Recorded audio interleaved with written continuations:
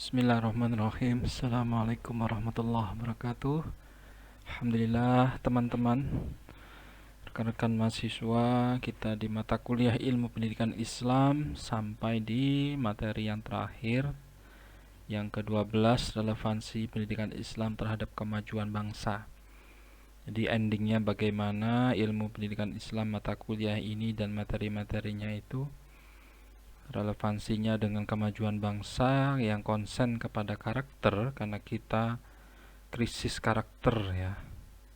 Kita krisis karakter karena kita gampang terpengaruh budaya luar ya.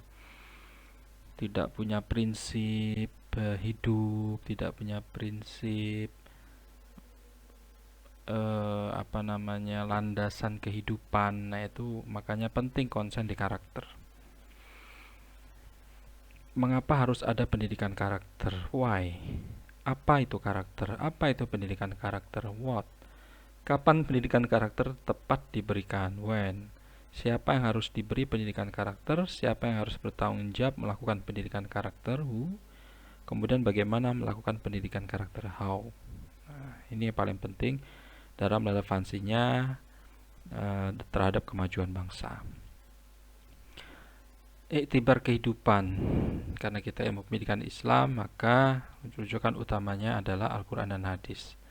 Di dalam Quran surat An-Nahl ayat 112 ada ayat yang artinya begini: Allah membuat perumpamaan sebuah negeri yang dahulunya aman dan tentram. Rezeki datang kepadanya melimpah ruah di semua penjuru. Lalu penduduknya mengingkari nikmat Allah. Karena itu lalu Allah membiarkan mereka merasakan pakaian kelaparan dan ketakutan disebabkan apa yang mereka perbuat. Inti dari Quran surat An-Nahl 112 ini adalah, maka dalam sebuah negara ya yang bersyukur ya, yang baik ya, yang kemungkaran walaupun itu adalah juga tidak bisa dipungkiri, tidak bisa dihilangkan, tetapi bisa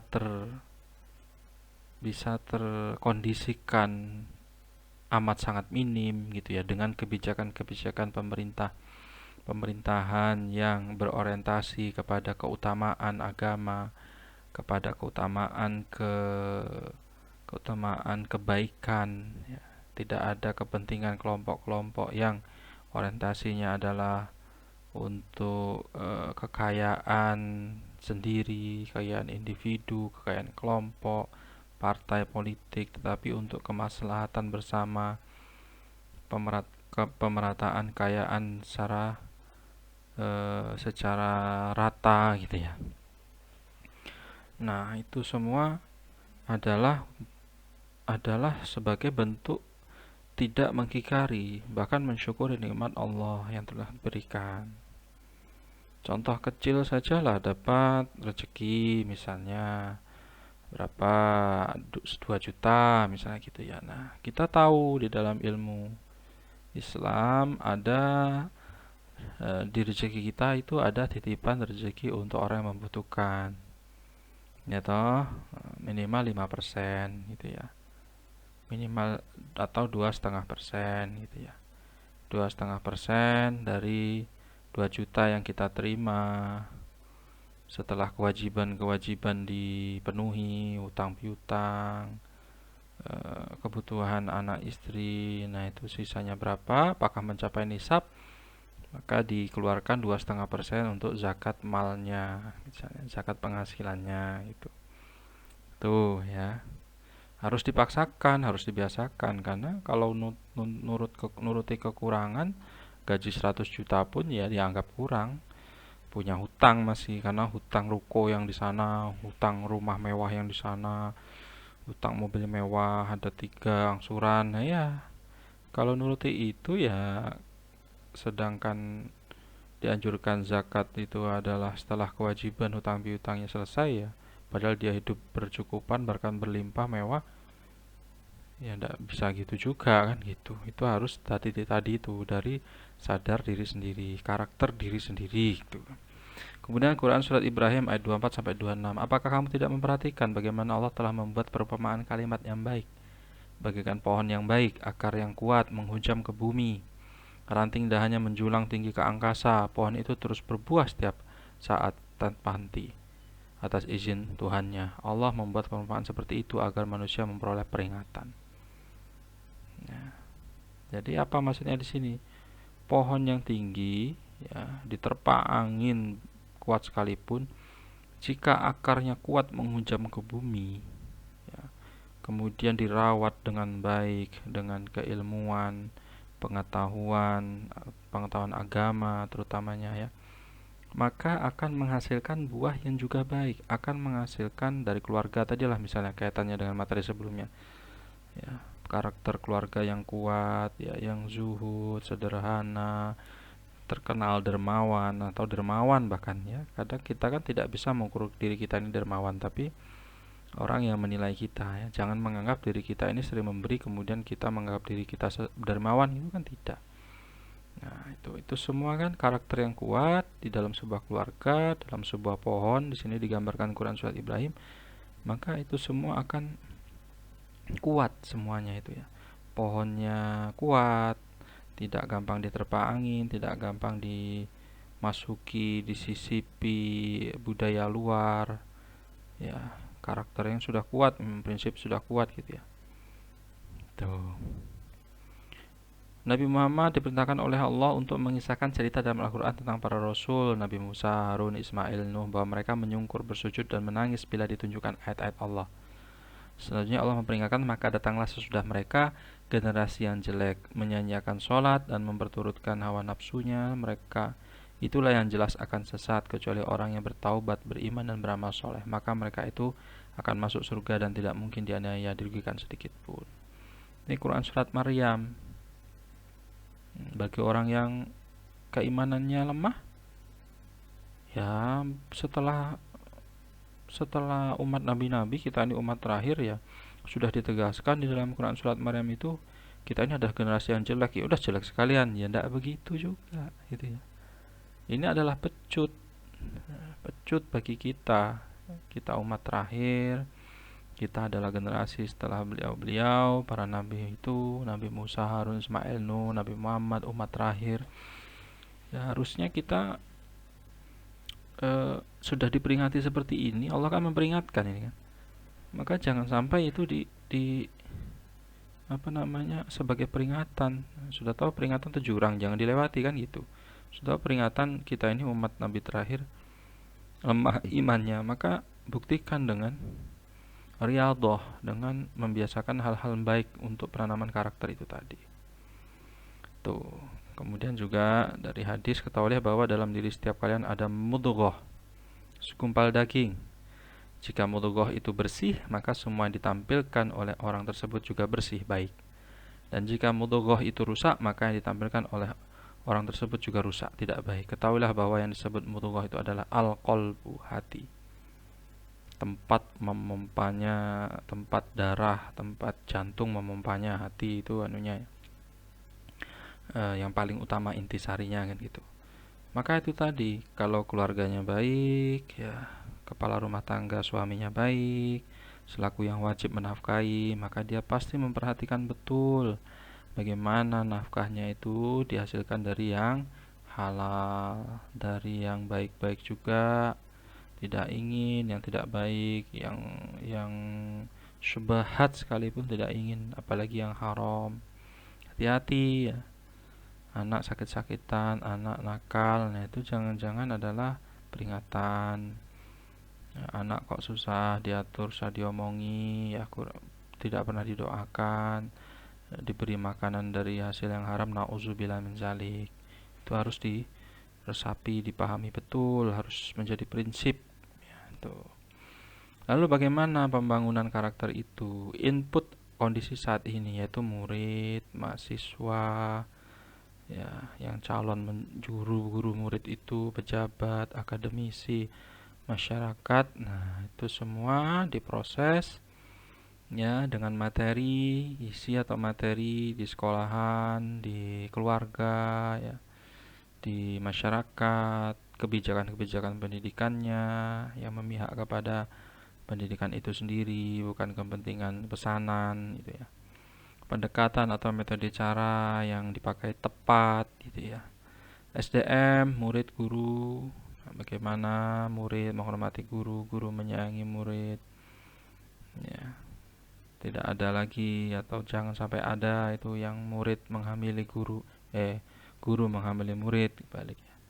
Guru menghamili murid sampai bahkan 13 gitu. Nah, itu kemudian di boarding school itu, di pesantren, merusak citra buruk pesantren itu ya. Modus oknum ini. Sarpras yang lengkap, peraturan yang memihak, ya, evaluasi yang baik yang semakin meningkatkan. Tuh, kemudian output keadaan yang diharapkan. Akhirnya apa harapannya, apa rencananya, apa sesuai rencana enggak, kemudian evaluasinya bagaimana jangka pendeknya gitu. Itu pembangunan karakter. Sama juga dengan bagaimana pendidikannya, pelatihannya, pembimbingannya, pembiasaannya. Nah, ini selain dari yang isi pendekatan metode SDM, juga perlu di luar itu yang non formalnya. Ikut pelatihan dari 24 jam waktu kita ini, manfaatkan betul lah dengan yang baik-baik, dengan yang positif-positif. Ya, tidak cukup dengan pendidikan formal saja, tambah dengan pendidikan formalnya. Dengan pelatihan-pelatihan, wah, sering ikut pelatihan, apalagi zaman sekarang enak ya, ikut pelatihan cukup via Zoom. Yang masih dibingungkan bisa langsung tanya ke pematerinya, ahlinya. Dan juga jangan syukur ikut juga, lihat pematerinya siapa. Ikut pelatihan pemahaman Islam, nah materinya yang radikal ya, nanti jadi radikal. Lihat juga orang itu dari mana, latar belakangnya, apakah dia ahli di bidang itu. Sekarang dengan keterbukaan informasi seperti ini, ya bukan ahlinya, dia maca ahlinya itu ya bisa. Tidak pernah mondok, tidak pernah di pesantren, tidak pernah di mengenyam pendidikan agama, kemudian maca ngustad.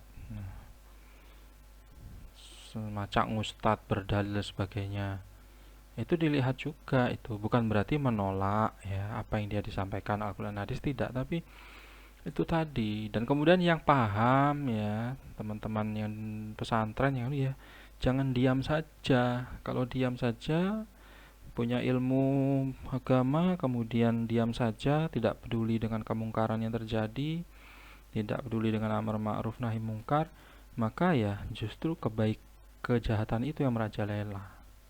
Ada ungkapan itu, kejahatan itu merajalela karena diamnya orang-orang baik. Tuh. Jangan diam saja, harus amar ma'ruf gitu ya. Nah, mungkar juga. Tuh. Karakter bangsa merupakan aspek penting dari kualitas SDM karena turut menentukan kemajuan suatu bangsa. Karakter yang berkualitas perlu dibentuk dan dibina sejak usia dini. Usia dini merupakan masa emas namun kritis bagi pembentukan karakter seseorang. Sama juga di sebuah lembaga pendidikan. Kalau kita bicara pendidikan Islam, SDM itu penting. Kemudian dibina, dibentuk, diikutkan pelatihan, sebagainya, bukan workshop. Itu dari lembaganya. SDM itu menjadi paham, menjadi ahli di bidangnya, kan gitu. Thomas Likona, seorang profesor pendidikan dari Cortland University, mengungkapkan bahwa ada 10 tanda zaman yang terjadi tetapi harus diwaspadai karena dapat membawa bangsa menuju jurang kehancuran. 10 tanda zaman itu adalah: 1. Meningkatnya kekerasan di kalangan remaja masyarakat. Sebenarnya dulu sudah ada memang ya, tapi karena maraknya sekarang medsos, gampang tersebar. Akhirnya anak kecil yang sudah megang HP bisa melihat secara tidak langsung alam bawah sadar merekamnya. Ya, kemudian itu menjadi dianggap hal biasa. Nah, akhirnya terus merajalela. Itu harus penting bagi orang tua ini ya, memberi anaknya HP itu harus pengawasan. Jangan diberikan gitu aja karena ingin dia diam gitu, justru itu pembodohan. Orang tuanya kerja, apalagi kerja dari rumah juga, kemudian dikasih HP isinya internet lagi kan. Dia bisa buka macam-macam tanpa pengawasan, bahaya. Kedua, penggunaan bahasa dan kata-kata yang buruk atau tidak baku. Bahasa bahkan bisuan misalnya, kan bahasa diplesetkan, bahasa yang baku diplesetkan, itu sudah tanda-tanda kemunduran. Ketiga, pengaruh pergrup geng dalam tindakan kekerasan menguat. Kelompok-kelompok geng motor, geng sepak bola, ya, antar grup sepak bola, kemudian perang, ya, adu jotos, bahkan antar partai, ya, itu satu partai itu terpecah-pecah. Nah, itu meningkatnya perilaku merusak diri, penggunaan narkoba, alkohol, seks bebas, semakin masuk ke desa-desa. Itu harus punya prinsip, udah tanamkan agama, pokoknya tanamkan agama, jangan sampai lah gitu ya. Semakin kaburnya pedoman moral baik dan buruk. Kaburnya pedoman moral baik dan buruk itu seperti apa sih? Nah, sekarang yang buruk itu karena sudah terbiasa itu dianggap baik kan, auzubillah gitu. Menurunnya etos kerja, semakin rendahnya rasa hormat kepada orang tua dan guru. Nah, harus hormat kepada orang yang lebih tua, pada guru itu, pada orang yang berilmu, ulama, karena ulama warasatul anbiya, pewaris para nabi. Ya, bukan yang macak ngulama, ya, benar-benar ulama. Sekarang banyak yang macak ngulama, itu banyak. Rendahnya rasa tanggung jawab individu dan kelompok, membudayanya kebohongan atau ketidakjujuran, dan adanya rasa saling curiga dan kebencian tersama. Nah, ini yang paling terakhir ini sekarang banyak terjadi. Oke, ini posisi Indonesia, minat baca yang rendah. Pengembangan karakter di Indonesia kapan tepat diterapkan? Nah, ini pembentukan, ya, pembentukan karakter itu ya sejak dini, usia dini. Nah, zaman sekarang banyak diserahkan ke pembantu. Orang tua suami istri kerja, kemudian nyawa pembantu. Ya, oh boleh, yang namanya pembantu kan dia membantu saja, tetapi utamanya adalah sering bersama waktu itu kepada anak itu. Pengembangan itu saat usia remaja, ya, bukan usia dini lagi pengembangan. Lingkungan masyarakat tidak kondusif, nah, itu juga mempengaruhi. Banyak teman-teman yang nakal, kelompok-kelompokan yang nakal, nah itu juga akan mempengaruhi remaja-remaja sering suka nongkrong, ya, suka apa, nongkrong sampai tengah malam, tidak karuan, membuang waktu. Lebih baik digunakan waktunya untuk apa gitu, membuat apa gitu ya, membuat koperasi remas, misalnya menjadi remaja masjid, koperasi masjid gitu misalnya, atau kafe masjid, menjadikan teman-teman pemudanya itu cinta dengan masjid. Otomatis kan kalau masjid, ngumpulnya di masjid, membicarakan yang baik-baik, ya, kemudian nanti azan pasti sholatnya jamaah, keutamaan jamaah juga baik kan gitu. Tuh, tapi tetap juga harus ada yang mengawasi, yang namanya anak-anak, namanya remaja masih labil, nanti masjid malah dijadikan tempat game online, judi sebagainya kan, nauzubillah.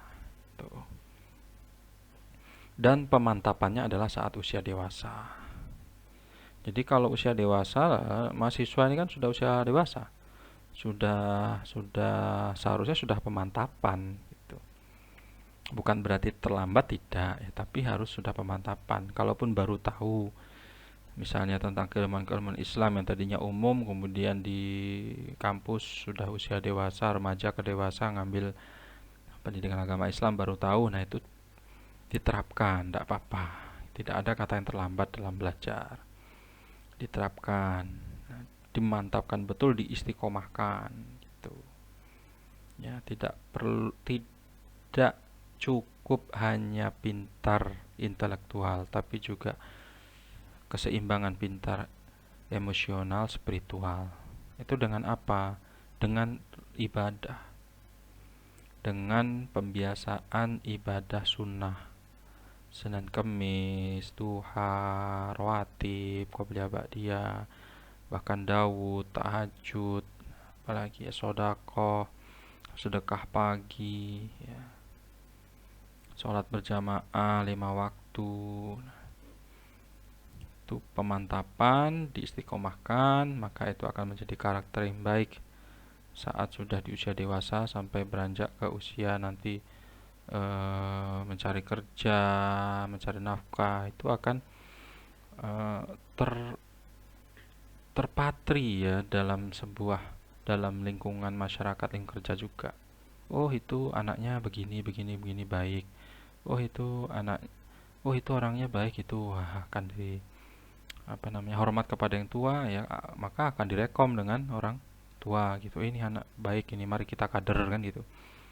Nah, kemudian yang tua sayang juga dengan yang muda, mendidik dengan baik, dikader dengan baik, meneruskan gitu kan, bisa meneruskan menjadi amal jariah, ilmunya manfaat kan gitu. Harus seperti itu gitu. Coba tidak baik, terkenal tidak baik ya, dengan orang tua A gitu, kurang baik, berpengaruh, nanti dia tidak akan mau merekom gitu ya. Nah, karena dia tidak sayang, atau terbukti si anak ini tabiatnya, ahlaknya, karakternya tidak baik gitu ya. Itu. Wah, anak ini terkenal dengan sering puasa, sering melaksanakan ibadah sunnah gitu ya. Tuh, kesehariannya kan bisa dinilai gitu. Oke, akibat dari the existing situation, akibatnya data tidak akurat, kebijakan tidak tepat, tidak relevan. Oke, itu apa itu? Itu nyambung ya. Nah, ini tadi perumpamaan tadi juga sudah, Quran surat Ibrahim. Ya, bangsa Indonesia mengalami krisis kepribadian. Perumpamaan kalimat kebijakan yang buruk bagaikan pohon yang buruk yang telah cabut akar-akarnya dari permukaan bumi, tidak dapat tegak sedikit pun. Jadi kebijakan yang salah, ngambil kebijakan, perkataan yang buruk, yang menyakiti. Nah, itu ya seperti ini nanti jadinya. Timbulkan akibat buruk, karakter bangsa luntur, bencana meluas, krisis politik, ekonomi, moneter, kepercayaan, hukum, dan lain-lain.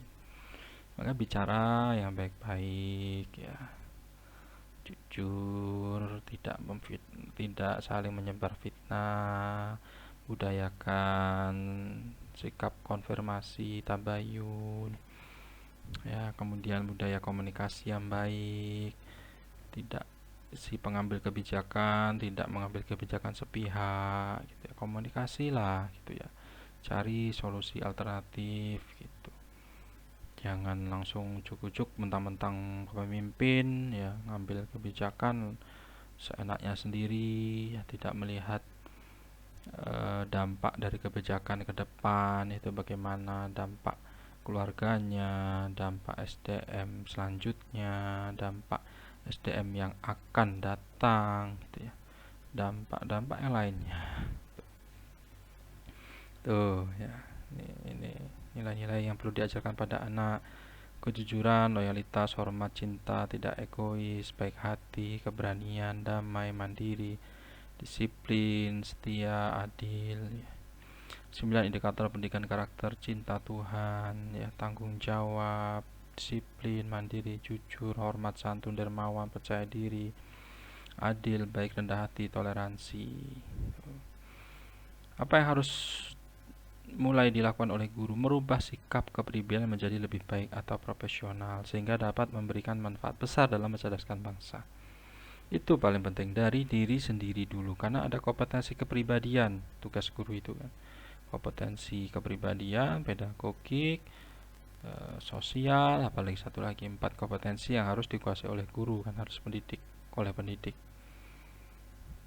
Suhud ya, memiliki pengetahuan keagamaan, meningkatkan kualitas keilmuan, jangan cepat puas, terus belajar, zuhud dalam kehidupan, mengajar, mendidik, bersih jasmani rohani, pemaaf, penyabar, jujur, berlaku adil terhadap peserta didik dan semua stakeholder pendidikan, mempunyai watak dan sifat robbaniyah, tegas, tanggap. Faktor dominan dalam pembinaan karakter dewasa ini pertama guru. Coba hidup anak itu hanya berapa tahun sih di rumah, di pendidikan di lingkungan keluarga? Dari 1 tahun sampai 6-7 tahun. 7 tahun kemudian sekolah, ketemu guru ya kan. Kalau yang full day school atau yang di pondok bahkan 24 jam ketemu guru kan, di pesantren, sampai nanti lulus aliyah atau SMA. 6 tahun ya, kalau sudah dipondokkan itu ya dia hanya 6 tahun ketemu di lingkungan keluarga. Kalau yang tamat SD berarti umur berapa itu? 12 tahun misalnya ya, baru tamat SD 12 6 tahun. 6 tahun dia ketemu guru lagi, tingkat SMP, SMA, tingkat SD ketemu guru. Banyak kan ketemu gurunya kan daripada orang tua. Banyak kan lingkungan pendidikan di sekolah kan daripada lingkungan keluarga. Apalagi lingkungan keluarga kedua-duanya kerja. Nah, itu. Kemudian kedua, selebriti atau artis. Karena anak-anak sekarang terutama yang ngikutinya adalah ada tokoh gitu ya. Nah, tokoh selebriti yang baik atau bukan? Kalau selebriti yang baik, selebriti artis itu artis religius misalnya kan bagus. Ketiga, pejabatnya bagaimana sikapnya, baikkah, bisa diteladanikah, tahu tentang dia berjabat, kemudian memanfaatkan jabatannya untuk mengambil kebijakan yang tidak memihak, yang semena-mena. Tokoh masyarakat juga menjadi panutan.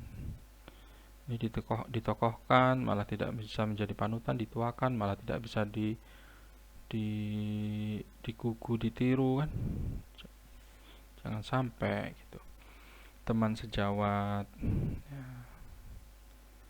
Tombo ati itu iku limo perkarane wong kang soleh kumpulono. Nah, bagaimana teman sejawatnya, teman-temannya gimana, orang-orang soleh kah? Coba kalau orang-orang soleh kan, ayo ini waktunya sholat ke masjid yuk, satu aja lah orang soleh. Dia istiqomah atau mayoritas itu orang soleh, satu orang yang tidak soleh. Ya, dalam perjalanan waktunya sholat, karena satu orang yang tidak soleh ini tidak mau, kalah dengan yang mayoritas kan. Yaudah kalau kamu tidak sholat, kita sholat, kamu tunggu di mobil ya. Itu jaga mobil ini, jangan sampai dicuri orang, jaga sendal kita ini, sepatu kita. Nah, karena dia akhirnya berteman orang soleh kan, wah masa saya suruh jaga, just saya tak ikut sholat kan gitu. Sama dengan perumpamaan berteman dengan orang yang penjual minyak wangi, maka akan ketularan wangi ya toh. Berteman dengan orang penjual minyak wangi, sering main ke tokonya, kemudian ada produk baru, minyak wangi baru, suruh nyoba, tester gitu ya, wangi. Sebaliknya berteman dengan tukang pandai besi, sering main ke tempatnya, nah, kena percikan besi, kena asap, bau, ketularan bau kan gitu. Tuh. Kemudian kedua orang tua, ini penting tadi bagaimana memilih pasangan, calon istri, calon suami. Media juga perlu bahan bacaannya. Kemudian media elektronik apa apa yang sering dilihat. Tuh. Itu ya faktor dominan dalam pembinaan karakter. Oke, ciri-ciri yang kuat imannya, secara tulus dia patuh kepada Tuhannya. Tulus, tidak ada paksaan, tidak ingin dipuji oleh manusia dengan calon mertua, dengan calon suami, calon istri, tidak ya. Tertib, disiplin melaksanakan perintah dan menjauhi larangan Tuhan secara mahdoh atau ritual. Memahami dan menghargai ajaran agama lain sehingga tercipta kehidupan yang toleran. Tidak seperti yang baru kasus rame di Lumajang itu kan, nendang sesajen, tidak toleran bagi kepercayaan lain, itu terserah. Tugas kita hanya dakwah, jangan merusak itu. Dakwah pun dengan bil ma'ruf. Kalau seperti itu merusak citra Islam sendiri, dan itu juga melanggar hukum ya. 4. Memperbanyak kerjasama dalam bidang kehidupan sosial. 5. Memiliki perilaku baik berdasarkan nilai agama yang dianutnya. 6. Menghindarkan diri dari perilaku yang tidak sejalan dengan nilai agama yang dianutnya. Oke, itu rekan mahasiswa, pembahasan yang terakhir, relevansi pendidikan Islam terhadap kemajuan bangsa, konsen kepada karakter.